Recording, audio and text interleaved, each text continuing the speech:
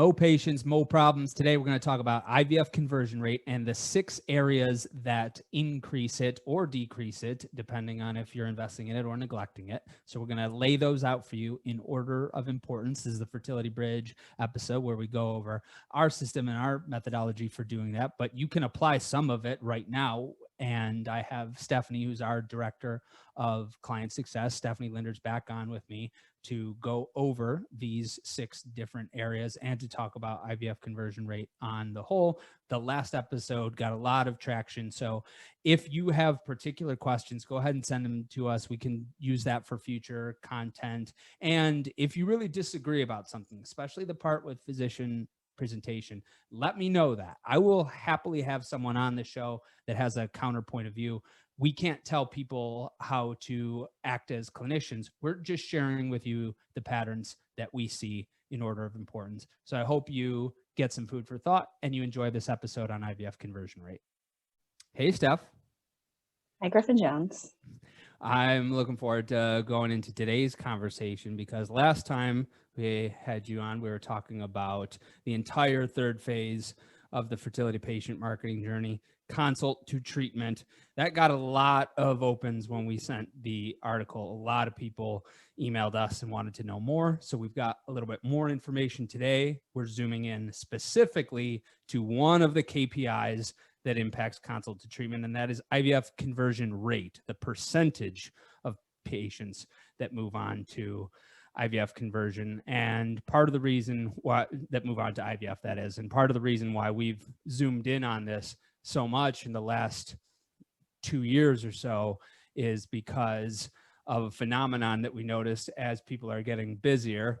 And I'm calling it Griff's Law for now because it's like I noticed that and I wanted to name it something. And I wanted to name something Griff's Law. When I figure something out that's cooler than that, it's not going to be called that anymore, Steph. But for the moment, what is Griff's Law? Essentially, as IVF conversion rate decreases, hold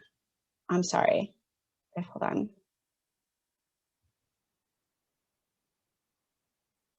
Essentially, with large new patient increases, we see IVF conversion rate decrease. IVF conversion rate decreases with large new patient increases. And lots of people are seeing that right now. So even though people are seeing IVF go up as well, because they're seeing so many new patients come in, many IVF centers aren't even noticing that their conversion rate is actually going down. So if you are among the cohort that is seeing lots of new patients right now, this might be the episode for you, especially because as we zoom into IVF conversion rate, there's 6 different points of the fertility patient marketing journey that affect IVF conversion rate. And when we were doing this stuff, I really struggled because I wanted to present it in the clearest way possible. So I thought of maybe ordering these in chronological order because some of them precede the patient even coming into the office. But ultimately, we decided that we wanted to present it in order of importance. So in order of importance, what are the 6 major things that impact IVF conversion rate? Yeah, so it all starts with how the physician presents the info, the physician presentation.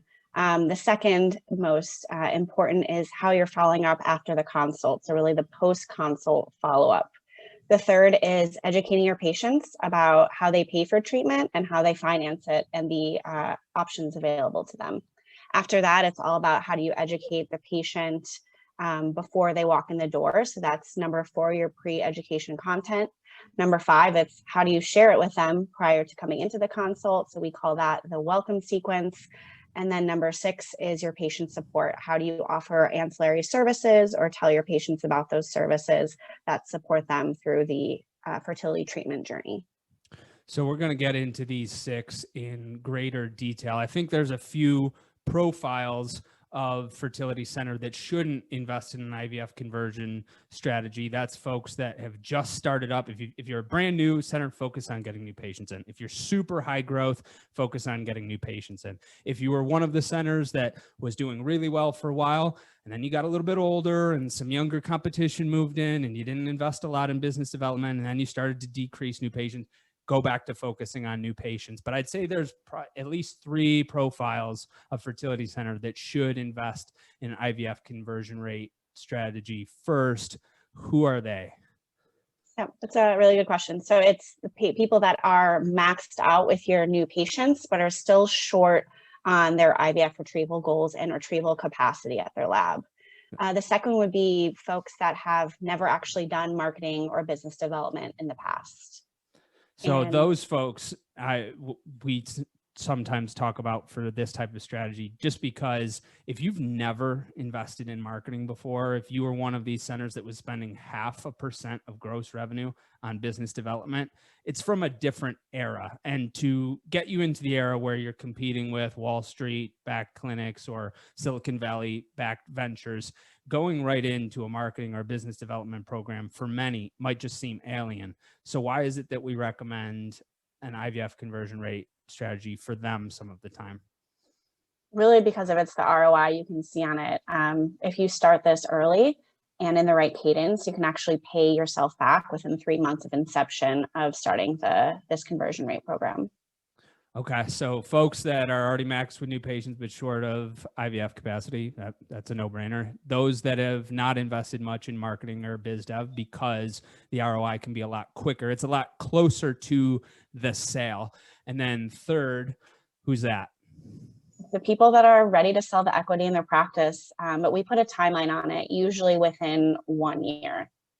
Because if you're going to sell further out into the future, then it's really about adding value to your brand, to your group before you sell. But if you're going to sell within less than a year, then well, you're not going to do a rebrand. There's maybe not a lot you would do in other parts because it would take too long to see the return. But less than a year, we're comparing it more to like an apartment complex, so like an income real estate venture. And what's the analogy there, Steph? Yeah, actually, when we talked about this before, I thought it was a really good analogy. So if you have a 100-unit apartment complex, even just increasing the rent by about $50 a month, the financial benefit isn't just that $5,000 in monthly additional revenue. It's talking about increasing the total value of the property when you go to sell it. And your practice is very, very similar when you talk about increasing that conversion to treatment percentage.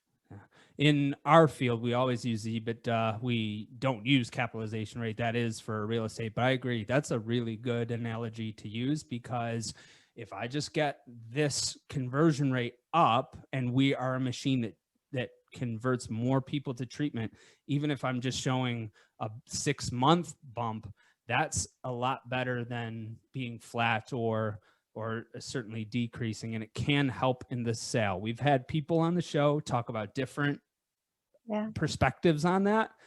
I promise you, it's always better to add value, and that's one where you can do it more quickly, and it's a lot more closer to sale. So, okay, so we've got the 3 folks that probably want to focus on IVF conversion rate. We got the 6 things that impact it. Now, I want to just do our disclaimer that we always do whenever we talk about IVF conversion, Stephanie, which is we're not clinicians. We're not saying that every person should move to IVF. We're also not Wall Street people. We don't own equity in any fertility center. We're not trying to get a certain value back. We don't get a commission on that. We're just trying to help people reach their goals. So we know that 100% is never going to be the number. We just want to make sure that people aren't moving on to treatment. It's not because we weren't clear or we weren't helpful. Right. I think that's a good disclaimer. So we've ranked physician presentation at the top of our 6 things that impact IVF conversion rate. Why and what is it? So really, I would say it's the greatest variable in the conversion to treatment is being the provider. So there is just this innate nature that some physicians have that makes them just a little bit better at moving some patients along to treatment than others. So we can't tell you exactly how to do your job, but what we really can say and encourage is that be strong in your convictions and what you share with patients as the best next step. Patients come to you for advice. You're the expert, and being strong in that makes a huge difference in how quickly and how many patients actually convert to treatment. I wasn't totally ready to put physician presentation as the most important, but then something changed my mind. You know what it was? It was Actually don't. you and the other Fertility Bridge people. After we have a doctor that is really clear and just really present, let's say, you and the other Fertility Bridge people will say, I wish he was my doctor. I wish she was my doctor. And Yeah, oh, I can see I how know who you're thinking of right now as we're talking. I know exactly what you mean. we're thinking of the most recent example. But and then sure enough, though, you look at that doctor's numbers versus another doctor, they're different. Yeah. And it's not even about being overly aggressive with it. I think some people assume that, but it's really, there's still often a compassion and kindness, but they're just so confident and this is what you should do that you buy in and you just want them to be your physician and you trust them with everything you have. And it's really hard to teach. I've only known maybe one or two that were really aggressive, and their conversion rate was not good. The folks whose conversion rate is really good is the folks that are just super clear. They don't give the patient a lot to be paralyzed by analysis. And again, this is where a physician could say, Griffin, Stephanie, you're not doctors. You don't know what it's like in there. And fair enough. If you have a counterpoint, you're perfectly welcome to come on the show and talk about your counterpoint. I'm not saying that one person needs to present a certain way. We're just sharing with you the pattern of people that are really good at converting to treatment. And we've learned a lot from them. So when we used to do our goal diagnostic, for example, we used to leave the strategy a lot more open-ended until we actually went in and did the blueprint. And now it's like, well, we know it's one of 6 to 8 problems. So we're diagnosing that in the goal diagnostic. And then we're saying it's this blueprint you need. And since we've been doing it that way, people just find it a lot more clear. We're still being as helpful and genuine as we were before, but in our goal to not push people into something that they might not have been ready for, or we left it way too open-ended. And now, having taken a page out of these doctors' book, we're helping people a lot faster. There's no pushing. It's just saying, okay, you don't have to do it with us, but this is the strategy that you need. And we see the same thing happening with these docs that are just giving the patients a lot easier of a path to begin in their minds. Yep. There's a lot less for the patient to think about too. Okay, so we've had the patient come in. Again, we're not going in chronological order. We are going in order of importance, but we've got physician presentation as the most important. What's next? So the second most important is the post-consult follow-up. And so when this is done in the right systemized way after the initial consultation, it's one of the quickest ways to convert more patients to IVF cycles. And so this is to address something. This is a term you came up with. So I came up with Griff's Law. We haven't called this Stephanie's phenomenon yet, but what do you call this phenomenon? Yeah, I'm waiting for something a little bit cooler to name after myself, but I named this the post-consult black hole, which is patients come into the consult, they seem excited and ready for treatment, and then you essentially they get a few tests done, or you really just don't hear from them again after consult, and you don't really know why. And that consult can be the initial consult, or it could be the follow-up visit. We do recommend follow-up visits, but we're not going to get into that today. We're going to talk about the follow-up after the initial consult or the follow-up visit, wherever the drop-off was, because that follow-up does 3 things. Yeah, so it's really supporting patients in their journey. It's assuring and giving them the confidence that you are the best choice for them in their fertility care, especially in a world where there's lots of options for different fertility clinics. And 3, it's cueing the decision. It's giving them a final reminder that, hey, I need to make a decision and I need to do this quickly. So none of those things is push. None of those things is force. When you follow up with people, you are supporting them. There's so much uncertainty and you're assuring them. And when you're cueing the decision, that's not forcing them to make the decision. You can't force anybody to make a decision. They've got a number of decisions going on in their lives. It just cues the decision, meaning this person brings it up with their partner again, as opposed to just letting it go off into the ether forever. And if I can go on a little rant, Steph, now that I'm of this age and have been in the field for the 7 years that I've been here, people talk to me, not people in the field, friends, and they tell me things like, yeah, well, we're thinking about it. Well, we went for a consult and, we're just kind of still mulling it over. Meanwhile, they want a child in the worst way. And now they're in their mid 30s, late 30s. They keep pushing it off and they are putting themselves in a worse position. It is doing someone a service to cue the decision if you do it the right way. And another sidewall we're here is when Stephanie and I say the patient, in most cases, unless we say otherwise, when we're talking in this third phase of the patient journey, we're talking about the patient and their partner. So there's 2 times to follow up that are really critical. What are they? So you want to follow up 30 days after the last consult that you had with a patient or the last touch point that you had with a patient.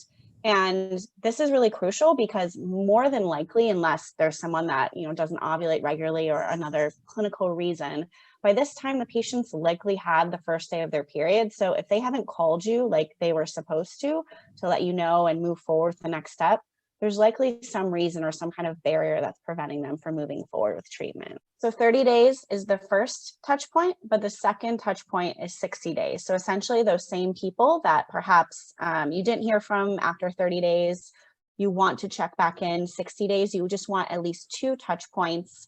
And, a lot of people think, okay, is this too salesy? Is this, they think about it as negative because healthcare providers aren't always necessarily used to marketing. And what we've seen is actually exactly the opposite. And I love sharing the story because it is just so positive. We had a client that actually followed up with their patient twice, did the 30-day and 60-day. And when they did get a hold of them at the 60-day follow-up, the patient actually got pregnant naturally. And so that's the reason they didn't, contact them again. But turns out the patient was technically pregnant at one of the early appointments, or when they made the first appointment, it had named or decided to name their child after the physician, the middle name at least. And so the patient was super appreciative and loved the kind of support and care the clinic offered, even though they weren't moving forward with them. And that kind of, word of mouth or the reputation that starts to build in the community is just unparalleled. Like there's no marketing that can really do what that phone call just did. And I just want to share that example because that is really like the worst case that we've seen come out of these kind of follow-ups, which is really an amazing best case.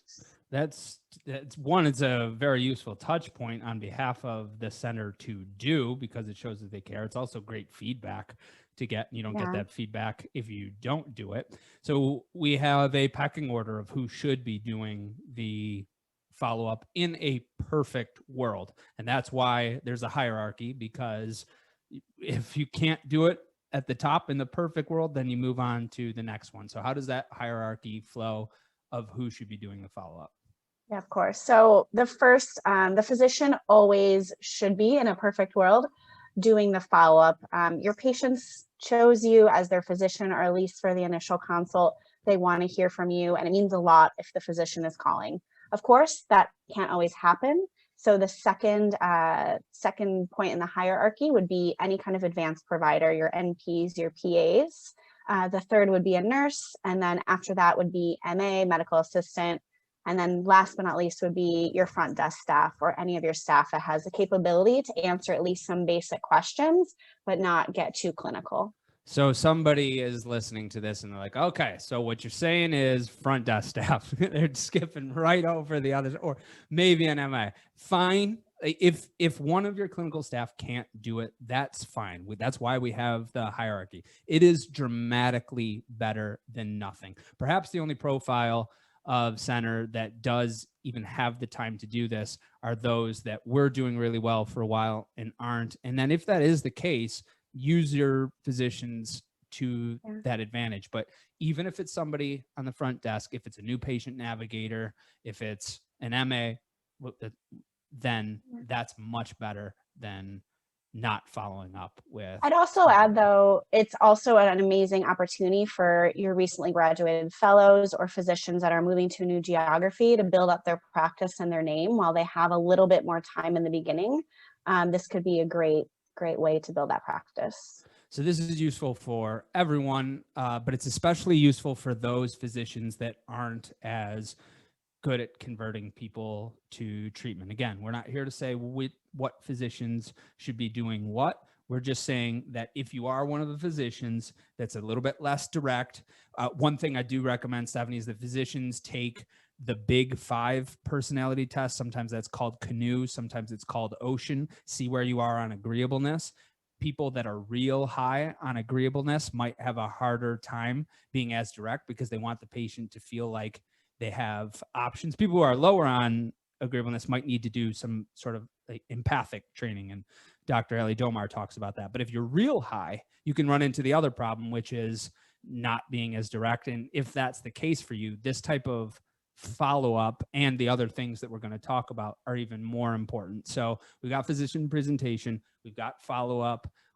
Then what about finance and payment? What's that like? It's all about the money. We found that this obstacle is really not just about patients not being able to afford it. While that's true, that's just a small percentage of this. It's patients just don't know if they should spend their $20,000 on IVF or just a few thousand on IUI and which way to go. It's how do they afford it? What kind of programs do they use? And how can they maximize their different benefits, mainly through insurance, to make sure as much is covered as possible.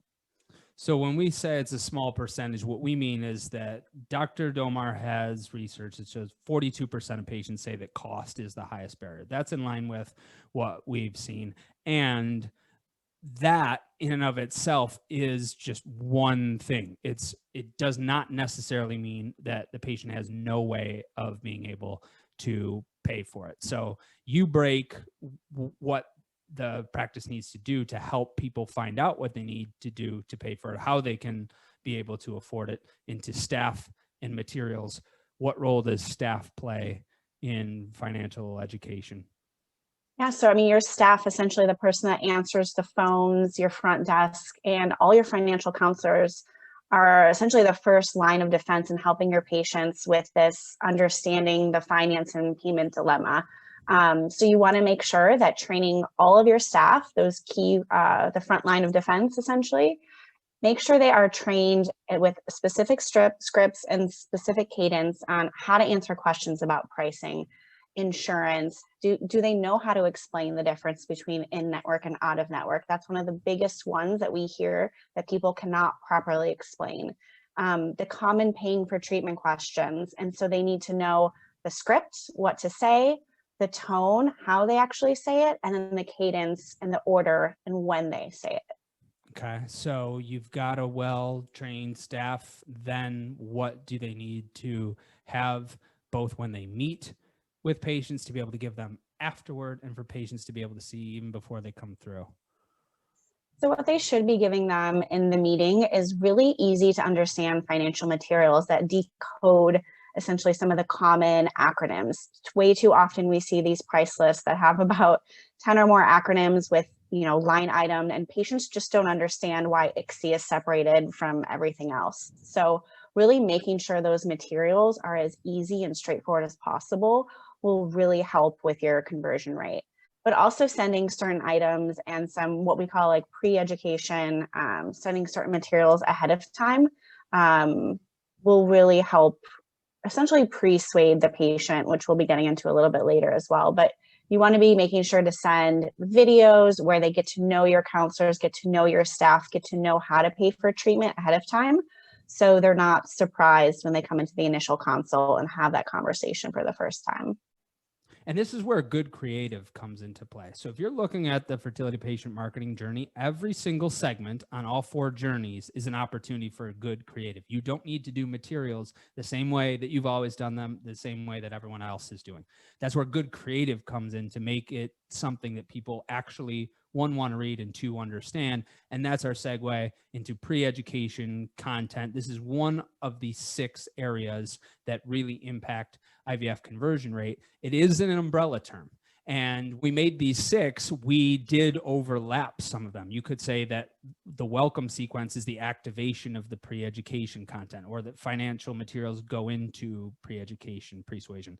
They do, but pre-education is a good way of thinking of all of the content that you use, no matter how it's distributed, that gets patients to have a baseline of understanding and rapport before they ever come in. That's what we want to do with pre-education. We don't want the patient to be a deer in headlights when they're talking with you. We want to give them the information they need to know when they need to know it, and so they have an idea of what's going to come next, so they receive information more readily, they feel more comfortable with you, and they're less likely to have barriers that shouldn't be there when they are ready to move forward to treatment. This is where you can really get creative, and we've done so much content on content that we're not going to do it today, getting into this pre-education persuasion more deeply.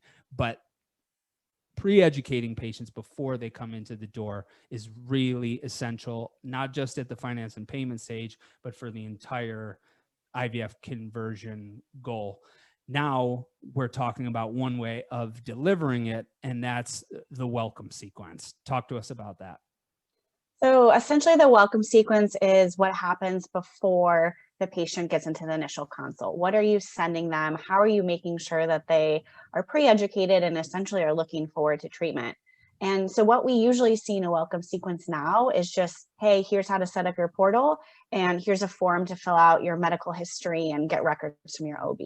But it needs to be so much more than that. And so there's a variety of ways you can send the welcome messages, but they have to include 4 key components.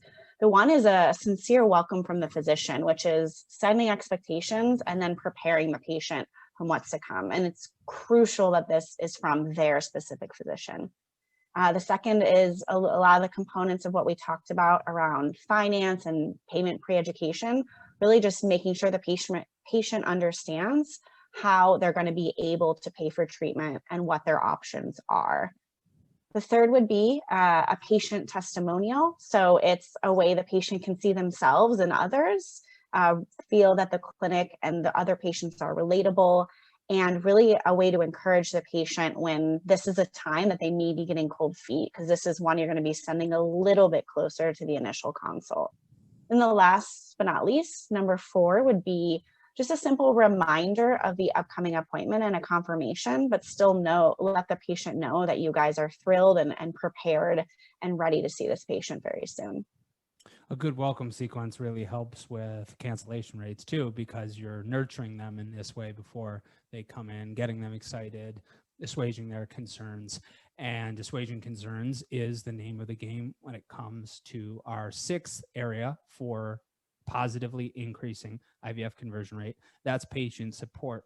Before I turn it back over, Steph, I want to talk about why this is included in IVF conversion, because when I first entered the field, I would notice people leaving negative reviews, or if they had something bad to say about the clinic, I did some research of looking at positive and negative reviews, and it really does matter. Someone is much more likely to leave a negative review if they didn't have a positive outcome. Well, go figure. Well, I wanted to unpack that some more, partly because when they see baby, baby, baby, and miracle, miracle, miracle, and we've got the best success rates, and people don't always say it that way, but sometimes they also don't not say it that way.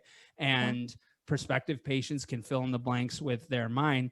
Then they have a really high expectation, and that only expectation is one clinical outcome. It's one healthy baby at the end.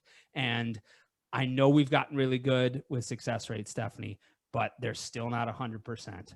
And it's still really high for somebody who's spending tens of thousands of dollars of their own money, who's putting so much of their emotional focus and energy into the process. And so if the only outcome that we can give them is a clinical outcome that we really can't guarantee, then we're often setting ourselves up for failure. And so we want to at least be giving the prospective patient, the new patient, as much value as we can outside of the clinical outcome, so that there are other things to delight them with. And then I saw some research from Dr. Ali Domar that shows that post-consult, only 32% of respondents that are not seeking treatment reported that their healthcare professional offered supportive services, as compared to 61% of respondents that were seeking treatment. So we see more patients continuing with treatment when they've been recommended support. And that comes in 3 different categories, which are? So you have your support groups. These are your resolves, whether they're a national or your local, more independent support groups. Number 2 is your mental health professionals, psychiatrists, psychologists. And then the third is an umbrella term as well, but it's more wellness support. So that's including a variety of different things, but I would say the 3 most important are your nutritionists, your acupuncturists, and a little bit of information about exercise.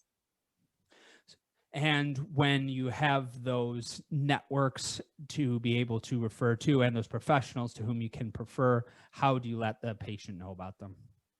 So it's definitely possible that you can put some of those sources on your website, especially I think in the exercise or more just general information about maybe eating or yoga or anything like that. But with more of your wellness professionals or mental health professionals, there may be so many people that you refer to or trust that it just doesn't make sense to put everyone on your website. So it's always helpful to have an internal document that you can post in your patient portal, email it to patients as requested.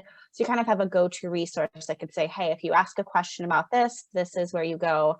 And that will also help build often some of your referral patterns, because clinics actually on average see about 5 to 10% of their referrals come from the 3 things we just mentioned. So the overall wellness community. This is an area where you and I don't totally agree about putting all of the potential refers on the website or on a material. Let's hash it out right here for the Inside Reproductive Health audience. Why not?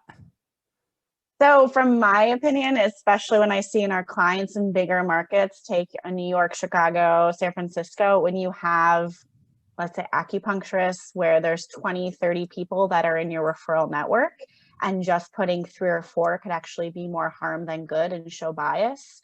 I think it makes sense to keep some of that stuff more internal, because the second someone sees that they're not up on your website, they might get pretty pissed at you. Well, so there's 2 points to that. 1, why not put all 20 or 30 on there? I think it's too overwhelming. I think you need. I think maybe you direct to a couple that are, if you're in person with somebody. But my philosophy on a B2C content, which is essentially what you're doing here in a B2B strategy, or maybe that's flipped, is feature everybody. And then your second point was it, well, it rubs somebody the wrong way if they're not on there. I think it's a great problem to have. If you forgot somebody and somebody said, well, why wasn't I on there? It's like, we would love to have you on there.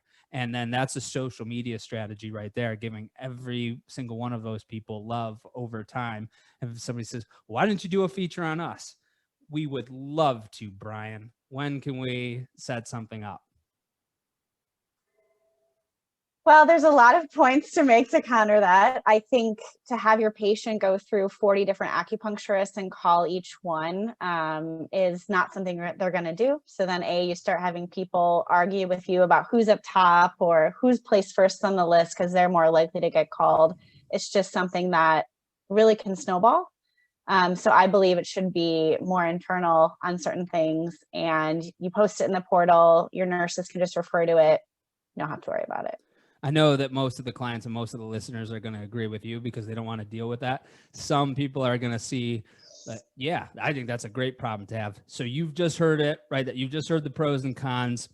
You decide with how you distribute your patient support information.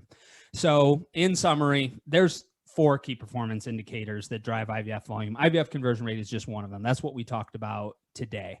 The things that impact IVF conversion the most are physician presentation, post-consult follow-up, finance and payment, persuasion, pre-education, welcome sequence, and patient support. There's a few different profiles for whom that's the best strategy to go to first. If you would like our help in deciding if that's for you, of what's missing from yours, if you're not converting as many people, we do that in the Goal Diagnostic. It's cheap, it's easy. You get to meet with Stephanie and I for 2 different meetings, and we get to talk about this. We can spend the whole time talking about IVF conversion rate if you want. Sign up for the Goal Diagnostic at fertilitybridge.com.